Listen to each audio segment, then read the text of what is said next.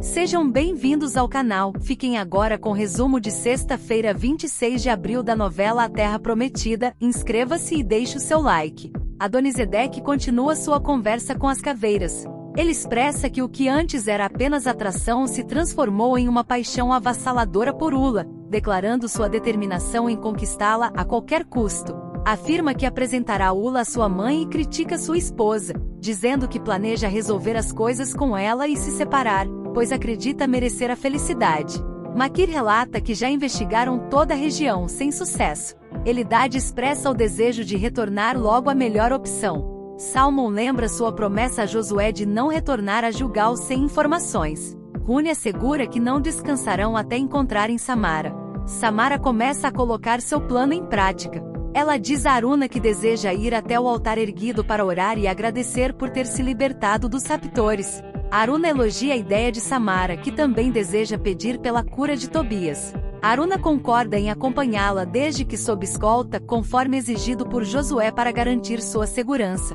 Mireu e os soldados cananeus chegam ao local combinado com Samara. Mireu informa que é o local combinado com a mulher hebreia. Ele ordena que se escondam na saída de Gilgal, pois a mulher do líder Josué podem aparecer a qualquer momento, lembrando-os de capturar a mulher viva. Adonisedec pergunta por Úrsula, enquanto Abu relata que ela foi cavalgar. O rei questiona Abu sobre notícias de Mireu, mostrando-se otimista quanto ao plano. Os convidados começam a chegar, incluindo os amigos do trono. Mara chega furiosa e cheia de raiva. Racal pergunta o que aconteceu.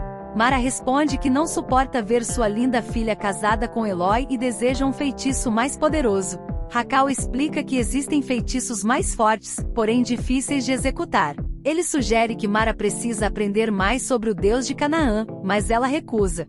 Ordena que ele lhe diga logo qual feitiço poderoso ela deve realizar, prometendo fazer o que for necessário. Racal menciona um feitiço infalível para separar Ioná e Eloi, mas é um ritual complicado que envolve o sacrifício de um recém-nascido. Adonisedec afirma que Josué não ficará inerte diante da situação. O rei Pirã explica que é por isso que vieram o mais rápido possível. Adonisedec questiona Abu se ele lembra das condições exigidas pelos reis para entrar na aliança militar. Abu responde que o rei Pirã exige um punhado de terras ao norte, enquanto o rei Debir exige a liderança das forças de combate contra Israel. Adonisedec indaga se as altezas mantêm firmes suas exigências. O rei Pirã confirma que sim, e o rei Debir concorda. Adonisedec propõe uma contraproposta irrecusável, que eles cessem a resistência e aceitem a aliança, caso contrário, Jerusalém devastará seus reinos antes de atacar Israel. Ele os desafia a responderem. Os dois reis se encaram com expressão ameaçadora. Úrsula vai até a taberna de Ula. Ula questiona o motivo de sua visita. Úrsula explica que veio fazer uma pergunta direta e espera uma resposta sincera. Ula convida-a a prosseguir. Úrsula pergunta quais são suas intenções com o rei. Ela pede para Ula não rodear e dizer logo o que deseja com seu pai. Samara e Aruna se aproximam do local. Mireu observa um soldado a mais, mas acredita que estão em menor número e decidem atacar. Ele aponta a espada para Aruna enquanto Samara questiona quem são eles. Aruna adverte Samara a ter cuidado. Mireu ordena que Aruna não tente fugir e olha para Samara, que entende o sinal. Ele diz a Aruna que irá levá-la. Os soldados que estavam com Aruna partem para cima deles. Aruna pega uma espada e enfrenta Mireu, enquanto Samara pede para ela se render. Salmon e os outros hebreus revelam que são cananeus e entram na luta. Aruna continua lutando contra Mireu. Ula não entende o que Úrsula espera dela. Úrsula questiona por que o pai não para de mencioná-la, porque ela ocupa os pensamentos dele. Ula esclarece que não tem interesse romântico e Úrsula começa a menosprezar Ula. Ula responde que não tem interesse em Adonisedec e que se Úrsula acredita nisso, tudo bem, mas se não acredita, é o problema dela. Úrsula menciona sua mãe e declara que não permitirá que ela seja traída. Ula enfrenta Úrsula e a ordena a sair da taberna.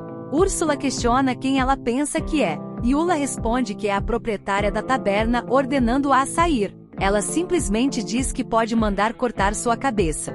Ula desafia com coragem. Úrsula diz que ela está mostrando o valor da taberneira, e ameaça se ela não se afastar de seu pai. Um soldado cananeu derruba Huni do cavalo, e Makir, desesperado, protege Huni e é mortalmente ferido. Antes de morrer, pede perdão a Hune e lhe confia o cuidado de Livana e seu filho, expressando arrependimento por não ter sido um bom marido. Makir morre.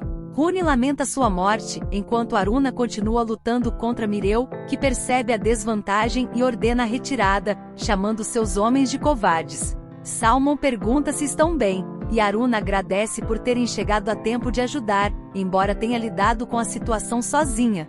Zaqueu informa que 3 hebreus morreram, incluindo Makir, deixando todos em choque.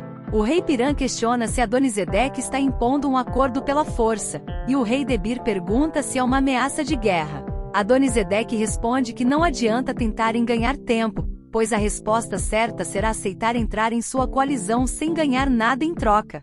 O rei Debir pergunta se o rei os fez ir até lá para ouvir isso. O rei Piram comenta a atitude. Abu assegura que suas tropas seguirão suas ordens, e o rei Debir questiona a aliança sob pressão.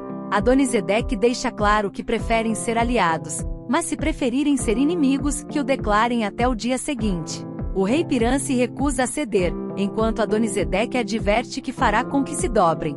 Sobre ameaças, o rei Piram pede desculpas, seguido pelo rei Debir, reconhecendo suas diferenças. Adonisedeque afirma ser tarde demais para negociar e estabelece um prazo para a resposta, ou se aliam a Jerusalém ou declaram guerra. Salmon relata a Josué a audácia dos inimigos, que quase conseguiram levar Aruna e Samara, mas houve baixas. Josué lamenta e questiona por que se afastaram do acampamento. Samara explica que convidou Aruna para orar no altar do Monte Ebal e foram surpreendidas pelos cananeus no caminho. Aruna pensou que estava segura com a escolta, mas elas não conseguiram enfrentar o ataque sozinhas. Salmon diz que infelizmente seu pelotão estava passando e confrontaram o inimigo naquela área. Josué atribui a intervenção divina ao guiar Salmon até lá, salvando-as. Ele pergunta sobre os guerreiros que morreram.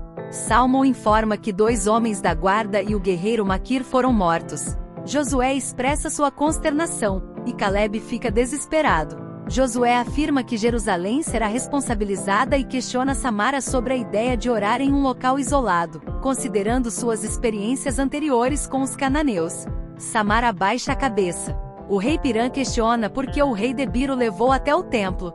Debir responde que estão em uma situação difícil e o templo parecia o local mais seguro para deliberarem. O rei Piram indaga se tem alguma alternativa além de seguir as ordens de Adonisedeque. Debir sugere aceitar temporariamente a chantagem de Adonisedeque para evitar confrontos. O rei Piram entende que se aliarem à coalizão poderão destruir Israel, mas depois poderiam se unir para destruir Jerusalém, tornando-se mais fortes para enfrentar Adonisedeque. Eles concordam que a vingança é um prato que se come frio. Não esqueça de ativar o sininho das notificações para receber o aviso de novos vídeos. Até a próxima!